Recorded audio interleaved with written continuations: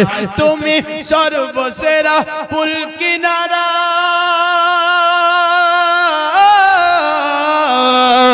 তুমি সর্বসেরা পুল কিনারা নবীদের নবী নবী তোমায় দেখলে পাওয়া যায় গো জান্নাতের চাবি নবী তোমায় দেখলে পাওয়া যায় গো জান্নাতের চাবি ও কি ও দরদি দয়ার নবী নয়নের মনি নবী তোমায় দেখলে পাওয়া যায় গো জান্নাতের চাবি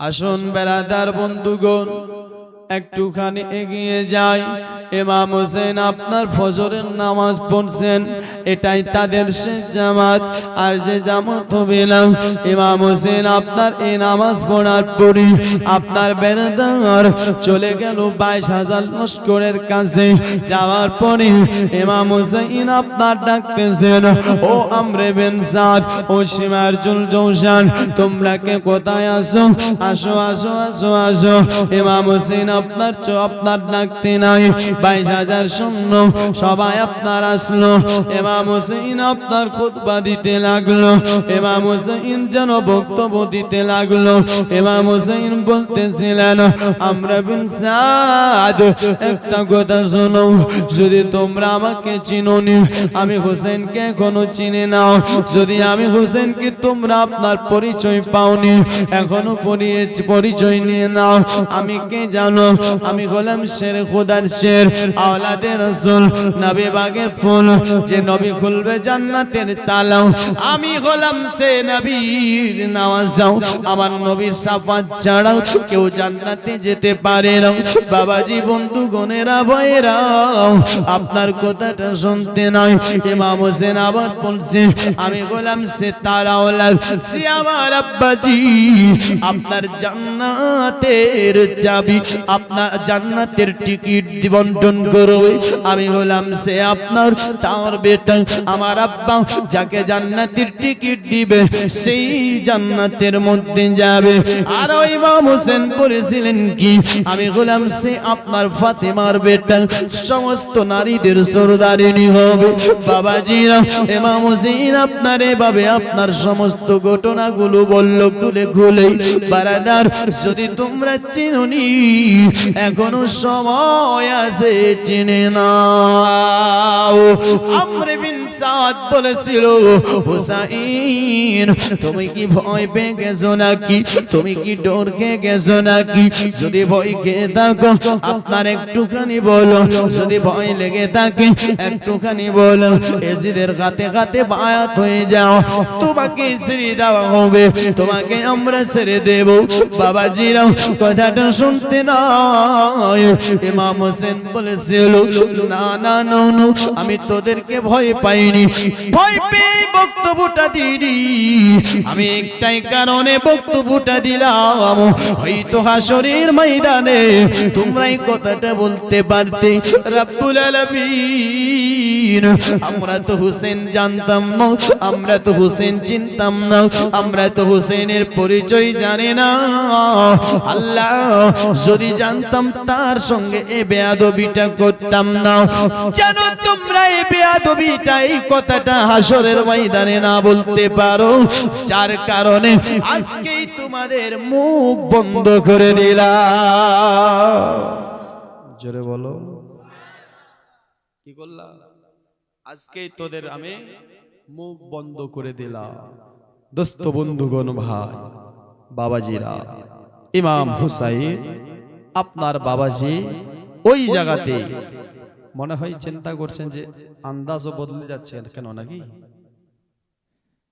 ব্রাদার আসুন যে আন্দাজে ছিলাম সেই আন্দাজে ইনশাআল্লাহ যাব ব্রাদার ইমাম হুসাইন আপনার বলেছিলেন যে আমি তোদের মুখ বন্ধ করে দিলাম আর হাসরের ময়দানে তোমরা কিছু বলতে পারবে না আমি জানি আল্লাহ তোদের দিলে অন্তরে আপনার মোহর মেরে দিয়েছে দোস্ত বন্ধুগণ ভাই বাবাজি এই বলে ইমাম হোসেন ঘোড়ার উপর চেপে যাচ্ছিল খিমার দিকে কোথায় খিমার দিকে কিন্তু ওই জায়গাতে একজন আরো বাহাদুর ছিল, যার নাম হলো হুর। শুনেছেন আপনারা বেরাদার? এই হুর আপনার থর থর করে কাঁপতে লাগলো। হুর যখন কাঁপছিল, 22,000 লস্কর সকলে বলেছিল, ইয়াজিদের লস্করেরা বলেছিল, আমর বিন সাদ বলেছিল, শিমার বলেছিল, তারা বলেছিল, হে আপনার হুর রে, ব্যাপার কি বলো? তুমি এত বড় বাহাদুর, কাঁপতেছো কেন? কারণটা কি বলো? হুর বলেছিল, শোনো, আমি চিন্তা করছি এটাই, আমি জান্নাতি যাব, জান্নাতি না জাহান্নামী, আমি কোন দলে যাব, কোন দলে থাকবো, জান্নাতি দলে না জাহান্নামী দলে? তারা বলেছিল, হুর এটা কি বলছো? তুমি যেই দলে আসো সেই দলটাই তো আসল দল হবে। বেরাদার বন্ধুগণ ভাই, তারা দুনিয়াকে ভালোবেসে ওটাই আসল মনে করছিল তাই। কিন্তু হুর বলেছিল, শুনো, এটা আসল দল নয়, এটা আসল নয়, এটা আসল নয়। ইশারা করছেন ঘোড়াকে, আমার ঘোড়া যাবে যেদিকে আমি যাব সেদিকে। মুসলমান ভাই, ঘোড়াটাকে ইশারা করতে নাই, এই ঘোড়াটা আপনার দৌড়াতে দৌড়াতে ইমাম হুসাইনের সামনে গিয়ে দাঁড়িয়ে গেল। জোরে বলো। ইমাম হুসাইনের সামনে গিয়ে যেন দাঁড়িয়ে গেল। বেরাদার দাঁড়িয়ে যাওয়ার পরই আকা হুসাইন বলেছিল, হুর ব্যাপারটা কি বলো, কারণটা কি? তুমি আচানক আমার সামনে কেমন করে এলে? তুমি তো তাদের কাছে ছিলে। বলেছেন, হুজুর আমাকে মাফ করে দিন, আমাকে ক্ষমা করে দিন, আমি আপনার সঙ্গে বেয়াদবি করেছি, হুজুর আমাকে ক্ষমা করুন। আমি জানতাম না এরা আপনাকে আপনার চিঠি দিয়ে ডেকেছে, নাহলে আমি আপনাকে আপনার রাস্তার মধ্যে আক্রমণ করতাম না, আপনার রাস্তা রুকাতাম না, আপনার রাস্তাকে আপনার আটকাতাম না। হুজুর আমি এটা তো জানি না। মুসলমান ভাই, হুর বলেছিলেন, আকা আমি তাই মাপ চাই, হুজুর আমার কি মাপ হবে না, আমার কি ক্ষমা হবে না, একটু বলেন না।